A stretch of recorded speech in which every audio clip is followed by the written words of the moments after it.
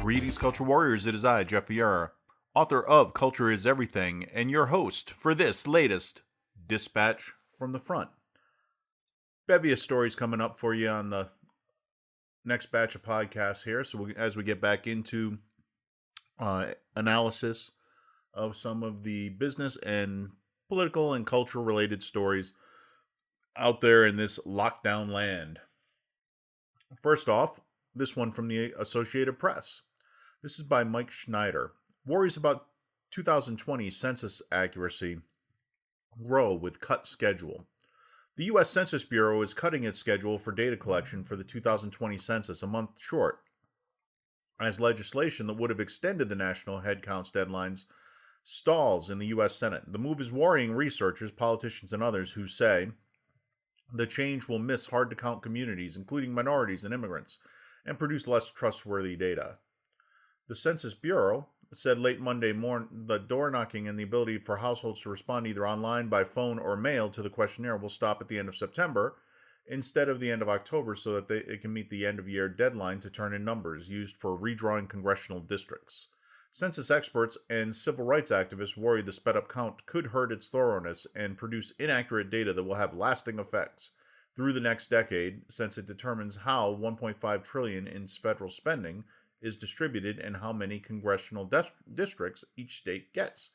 This move will rush the enumeration process, result in inadequate follow-up, and undercount immigrant communities and communities of colors who are historically undercounted.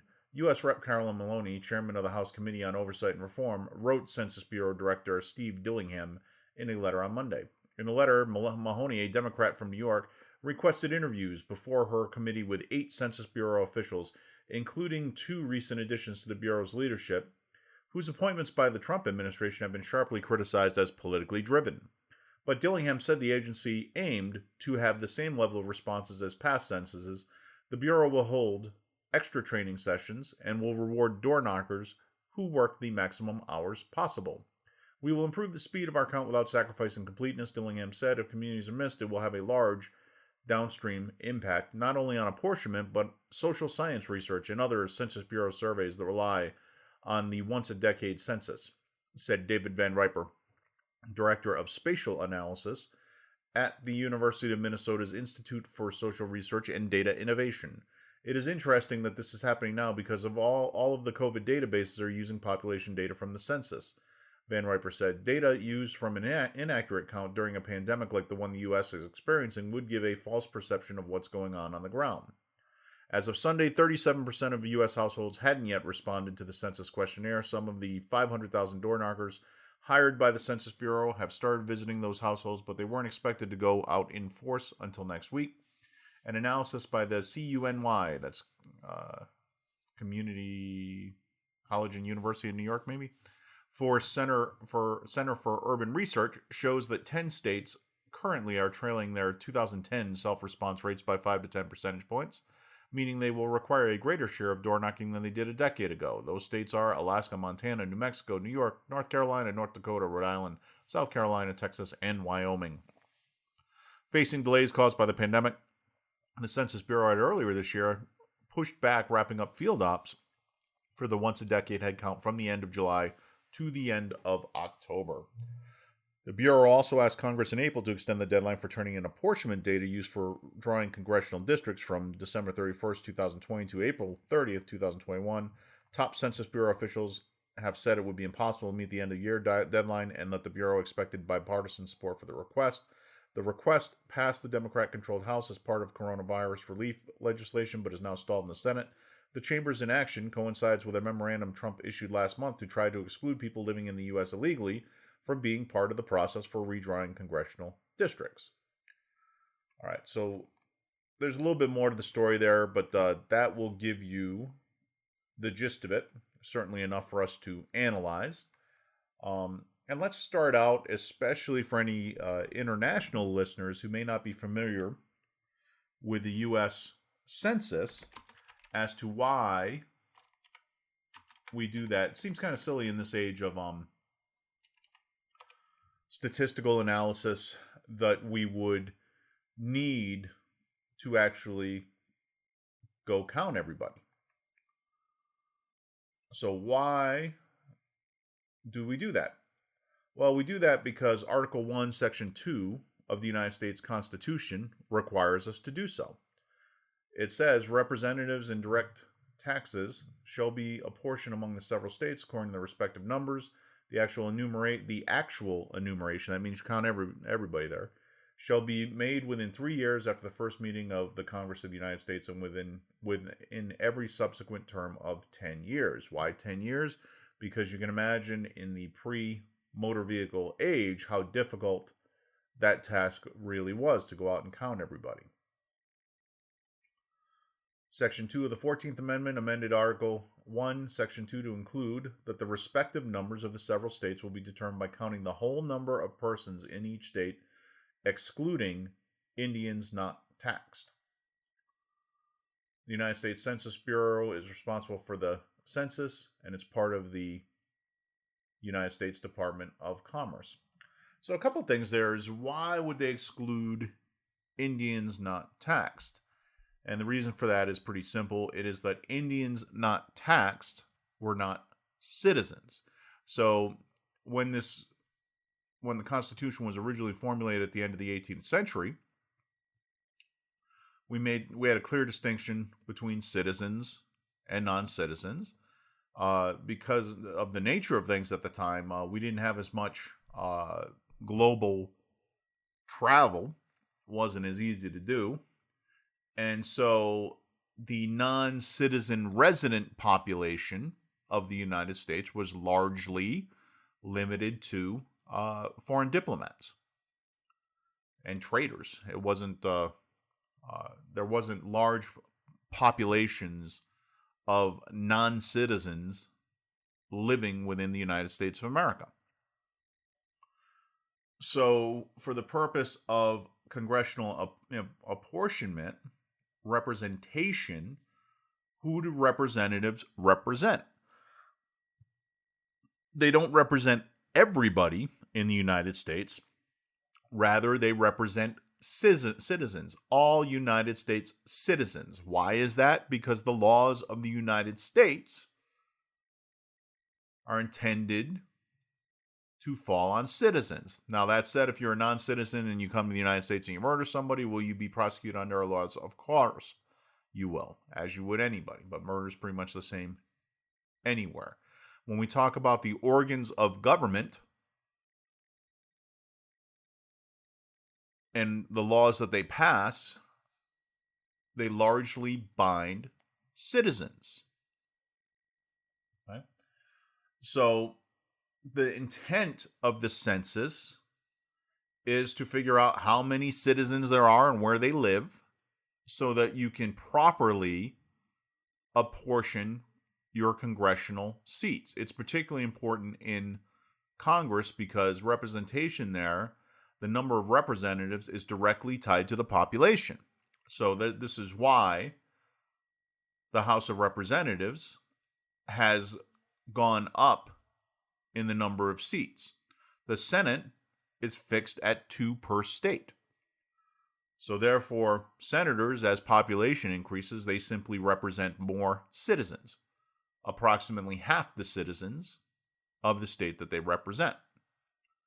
Representatives always represent the same proportion of citizens. And so there's a couple of things which make the census very important. They point to social science data, but the fact of the matter is 10-year-old data, as the 2010 census results are now, doesn't do anything for you.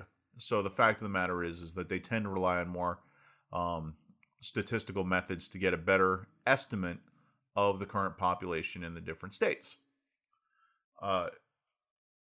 The other thing to keep in mind is that actual enumeration never gets everybody. There are a variety of reasons for this. One is that perhaps someone's working and they're simply not at home. There's nobody home when the door knockers come. So you can see that single workaholics are probably strongly unrepresented and underrepresented in the Senate. Then we have people who, for a variety of reasons, do not want to answer the door or speak to government officials.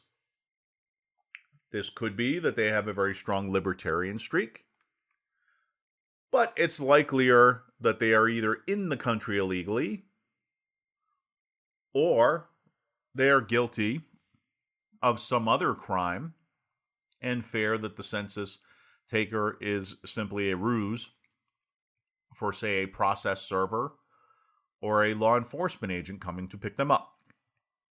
So there are people who will remain hidden from any actual enumeration. It doesn't much matter because it's a relatively small portion of the population, although because of the Democrats' emphasis on sanctuary cities and open borders, we have more and more illegal immigrants living among us. And for this reason, they tend to avoid being counted.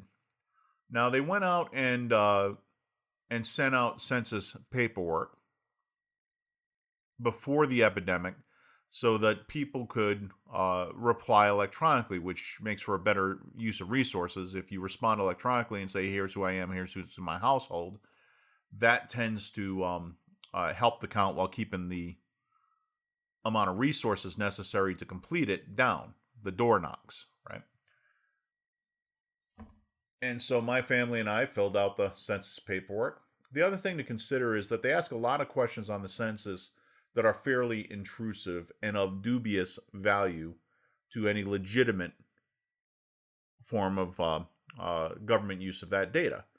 To determine how many seats that my district should get in Congress, that where the district lines are drawn or how many representatives we should have from my state, they don't need to know certain things. And yet they ask them. And they'll say it's for social science and whatever. But the bottom line of it is that anyone filling out the census form may not answer all of the questions. We did not. And so from the standpoint of accuracy of the data, if what you really value out of this 10-year census is the accuracy of the data, well, both in terms of the enumeration and in terms of the demographic data requested as part of the census, you're going to have accuracy problems. Now, maybe the vast majority of people fill out the whole thing diligently and truthfully. I have no idea how you determine such a thing unless you have some independent way of verifying that information. But generally speaking, I would say that the accuracy of the census data is less than perfect for a variety of reasons. So why do we do it? Well, there's some other things that are in play with the census, and this doesn't speak to the value of accuracy because there are benefits in having the census be inaccurate in a way which favors you. So if you are the representative, in whichever party happens to be running Congress at the time, you control gerrymandering, the process by which districts are determined. So in the United States of America, in the House of Representatives, we are tied to a geography which must encompass the number of people in the population that you're supposed to represent. It's not a perfect thing, but it has to be close. And so you'll see these weird shaped districts. And the reason for this, why the districts don't look more or less uniform, you'd always expect, because of population density differences, that the urban districts would be smaller and the rural districts would be larger geographically, right? If you present them on a map. So why don't they look, say, like squares of different areas? Why do they have these weird shapes? Well, sometimes you can see it. It's because of the presence of things like water features, like rivers and lakes, or the tops of mountains, say, where nobody lives. So especially where those form the edges, as they often do between the borders of states, they'll also form the edges of districts. and you'll get something that's not going to be shaped like a perfect square as a result. But there's another reason why they're shaped so oddly, and that's that the governing party tries to set the districts up so that they have easy seats to win. And what they mean by that is that in their own self-interest, they want to make a congressional district that as closely resembles 100% support for themselves as possible. That way, that's their seat. They effectively own it. They win it every time. They don't have to invest effort in going to the people because the people are already theirs. This is what they try to do. Now, the downside of doing that, of course, is that the more you bake in to safe seats, the more battleground seats you will invariably create. And the reason for that is that the people have to go somewhere, right? Everybody has to be in one camp. So once you create all your safe seats, once you try to put your opponent in a situation where they have more battleground seats, more where you have more, you're able to compete better, then you're going to be left with a bunch of states that are a bunch of districts that are more or less 50-50. And so then it becomes an art to dial back those percentages such that maybe instead of 100% safe seat, you got a 70%. And then you can put some more of your captured population into another district to make it from a 50-50 to a 60-40. So maximizing the number of safe seats for the ruling party in a House of Congress becomes important. And the census, on the one hand, could hinder that because if the ruling party, as it is today, is the Democrats, which is an urban party, and if people, as they are today, are fleeing urban areas for rural areas, and they're fleeing blue states, Democrat states, for red states, in no small part because of the socialist policies of the Democrats, then it becomes kind of tricky in how you do this. If the census reflects that perfectly, that movement perfectly, then for the next 10 years, you're dealing with the consequences of those U-Haul trailers leaving your districts and your states. And you got to compensate for that somehow. The bottom line of it is you're going to lose some seats naturally because the seats follow the population. So it's in the Democrats' interest, since they control the House of Representatives, to minimize the number of seats that they lose. They don't want to see too many seats either being outright losses or become more competitive. And so they want to skew the census data towards what it was in 2010, if at all possible. If, on the other hand, you are the Republicans, the other major party here in the United States, you would like to see the current census be as reflective of that migration as possible because it benefits you. You pick up more seats. The seats you have become easier to defend. The wild card is counting people who shouldn't be counted. Because the exception to the rule of people leaving urban areas is referred to right there in the article. It's illegal immigrants, and it's, as they use the rather antiquated term now, people of color. So that's why it's so important to the Democrats to do door knocks and go find every one of those people they are. Because even though they shouldn't be counted and are banned by executive order for being counted for the purpose of apportionment, the more of them you count, well, the better off you're going to be if you're a Democrat. Because you can hold on to seats with non-citizen votes that you shouldn't. By the way, historically, this apportionment battle was at the heart of one of the most misunderstood aspects of the original Constitution, the 3/5 clause.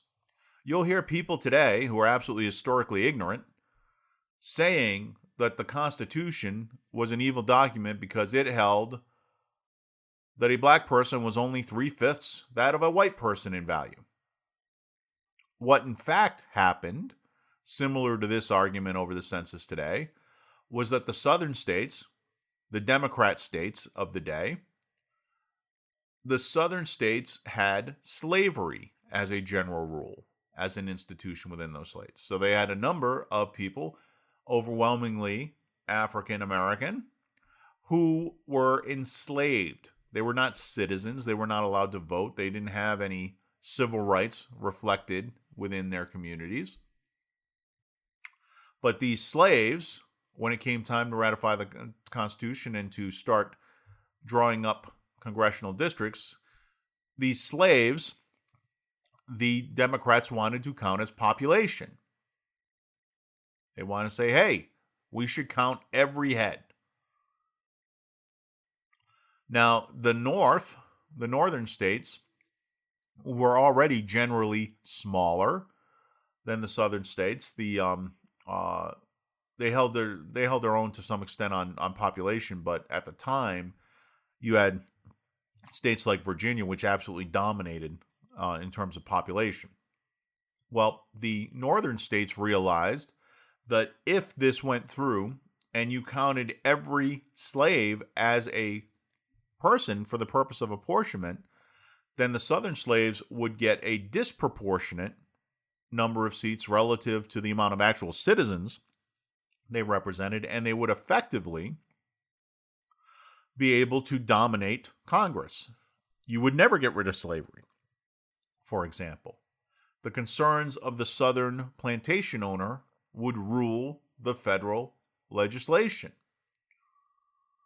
And so, to avoid this, the northern states refused to count slaves for the purpose of apportionment. They treated them as non-tax-paying Indians, as non-citizens, which of course they were.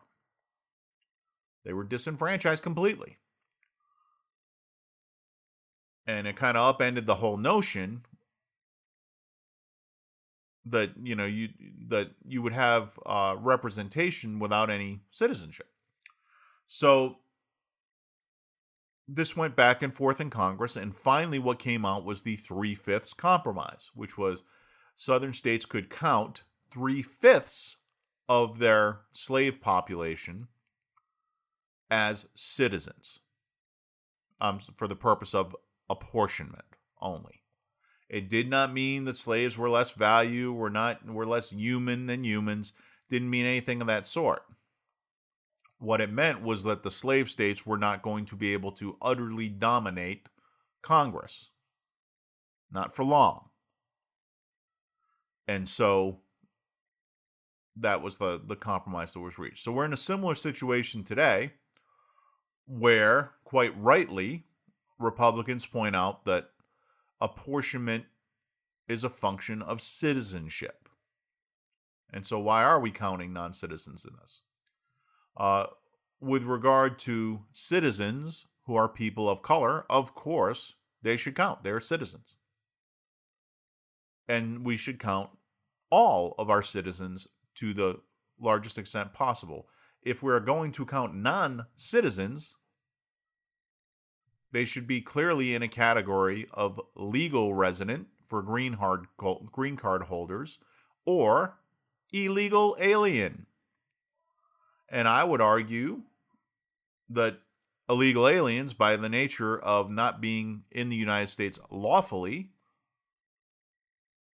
should be forwarded over to the Immigration and Naturalization Service, so that they could begin the deportation process and enforce the law of the land.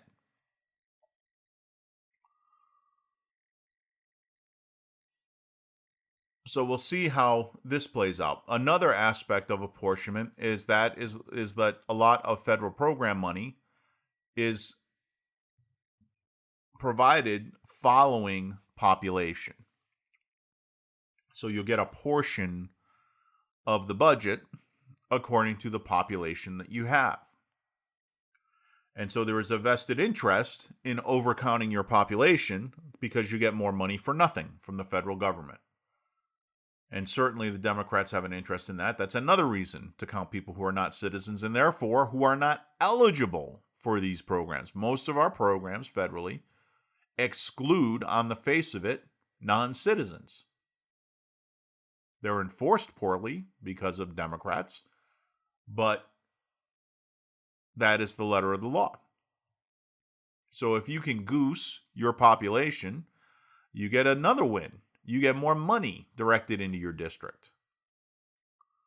Another aspect of this that is helpful is that the more accurate the data is, now you have information that you can put into your political database.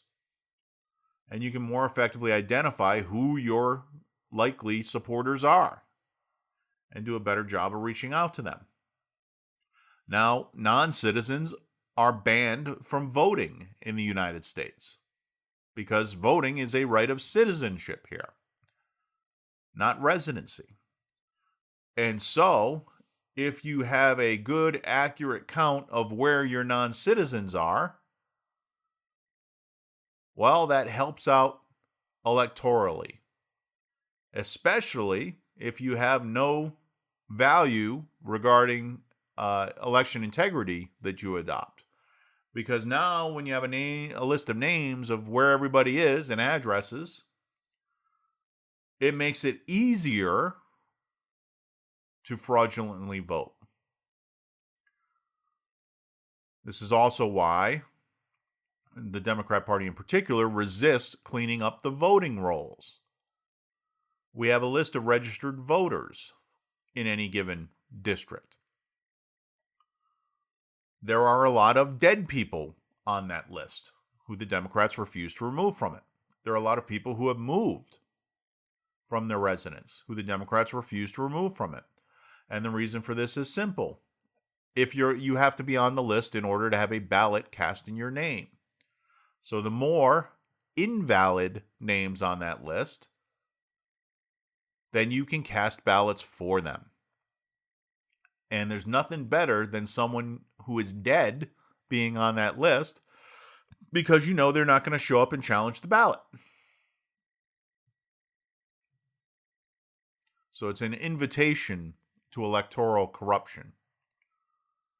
And the census helps enable it to the extent that the census is accurate.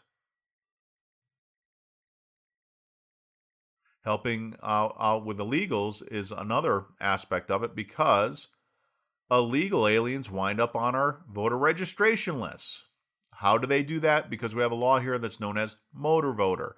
When you go in and get your driver's license, and they allow illegal aliens to get their driver's license without the same proof that citizens go through. When you go in and get your driver's license, you can check a box and be signed up automatically to vote. That means you're on the magic registered voter list, even though you cannot legally vote as a non-citizen. So even if you have scruples about breaking the law one more time by voting, the party does not, and they can vote your ballot in your name. Just have somebody fill it out and send it in as an absentee ballot, say, and then you're done. So there are different uses that the ruling class in this country finds for that census data, and precious little of it has to really do with the intent of the census, identifying who your citizens are and where they are, and making sure that you apportion the representatives of government at the federal level accordingly. As with everything, this all comes down to what you value. As a proponent of American values, what do I favor? I favor the original intent of the Constitution, which was to count out, actually enumerate, get out in the streets, and actually go knock on people's doors and count and see who's where. Citizens only. Not you know, people who are residents but are not citizens. The American Constitution is a compact between states and the federal government. It has evolved into a contract between the federal government and the people being Americans, citizens. Our relationship to our state is even stronger. We are citizens of our states. And so, to my mind, you don't convey and confer the benefits of citizenship on non-citizens because those benefits were purchased with the blood of patriots. I have no issues with America having, as we have always had, a generous, legal immigration policy. I believe that we should not be filtering our immigrants such that only the best and brightest come to our shores, as our colleges do, as our Silicon Valley businesses do. I don't think we should do that as a general rule, because we know from our own history that the poor and the uneducated, hardworking, good people who come to these shores become the captains of industry. It's generally not the people with the silver spoon in their mouth who lead the way into the future for us. It is the self-made man. And we want as many of those hard-driving, hard-working, good-hearted people to come here from wherever their country of origin was as possible, to seize opportunities and to make America even greater. So that's my opinion on the subject. I am not anti-immigrant. I am certainly not in favor of illegal immigration. Not least of which because of what the illegal immigrant is put through coming here from the coyotes that work in our southern border on. These people are treated horribly. And that's because it's an extra legal process. So we have to consider what we value when considering the census or anything else. But keep an eye on reports about the census count, because I think you'll find that what people claim they value in this process is not what they really value. As I said, accuracy only goes so far when your goal is to maximize your political power. And when it comes to political power and wealth as values versus higher virtues such as proper representation of people, the proper function of government, the Constitution, the law, well, there's no doubt that while many of us value the latter, too many of us value the former. Thanks, and have a great day.